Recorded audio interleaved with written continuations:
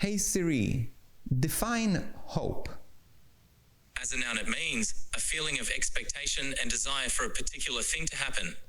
Do you want to hear the next one? No, thank you.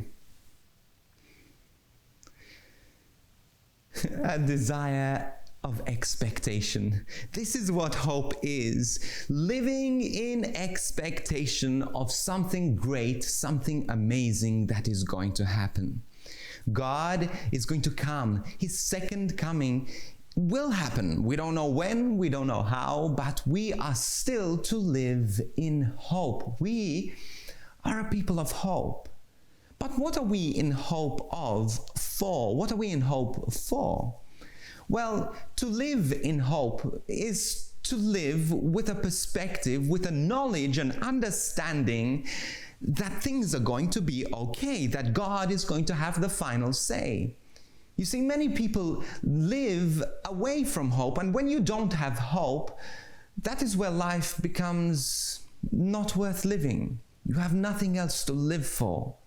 Hope doesn't mean that you are happy all the time. Hope doesn't mean that you live with an amazing attitude all the time. What hope means is that you know that you are going to go through suffering. You are going to go through pain. Jesus almost promises that as a human being, we are all going to experience suffering and pain. But people of hope, they can continue to smile. They can continue to have a beautiful perspective because they know that Jesus, whom they love and whom they spend time with, is going to have the final say. I speak all around the world. I've spoken on an average to over 1 million people every year. Of course, not counting the pandemic times.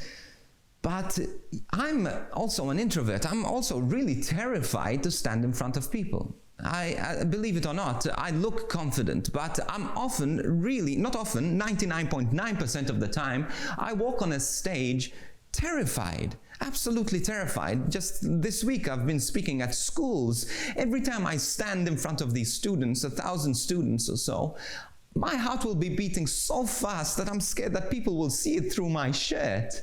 I am terrified, absolutely terrified. Why?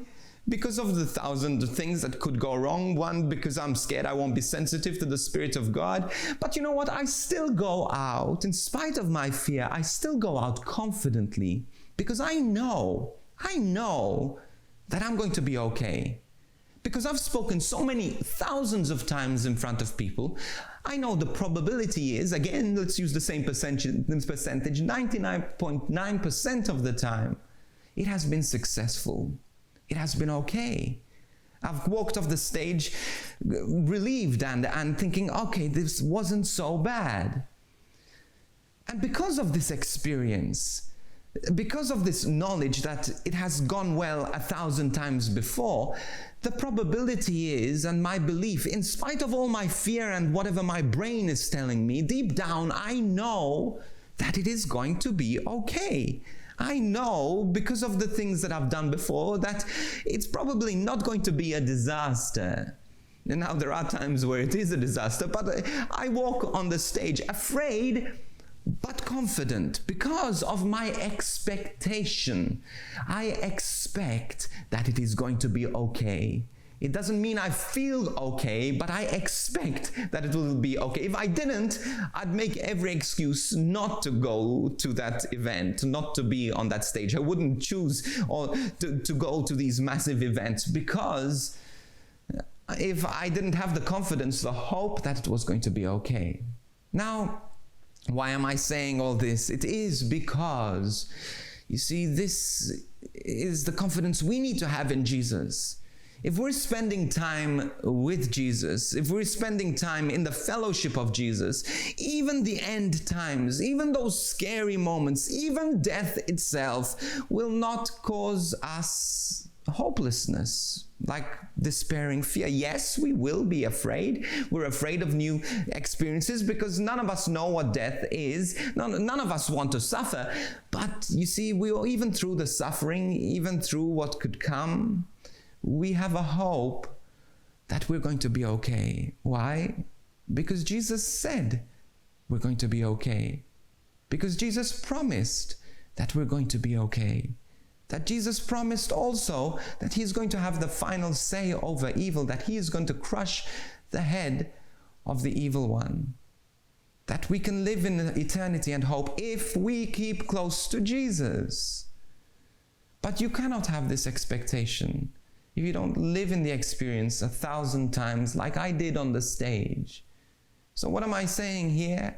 If you're not praying every day, if you haven't spent 1,000 moments with Jesus, there's no way you can have hope. All you'll have is fear, and the fear will overcome you. But if you've spent time in the Word of God, reading the Word of God, reading the promises, trusting the promises, seeing God work in your life over and over again, being faithful, God being faithful in your life through the small promises, then you will have no problem in trusting that God will fulfill the big ones also. Even your moment of death, even the moment of suffering, even the end times. But you see, Jesus came to give us hope. When he came into this world as a baby, he came into this world to show us how simple it is to encounter Jesus, to spend time with Jesus. So during this Advent, even as we begin this retreat, let us spend time with the Lord. Let us make these times of Advent, these 5 weeks, moments where we are making those thousands of moments, so that we can grow in expectation. We can grow in hope that Jesus will have the final say.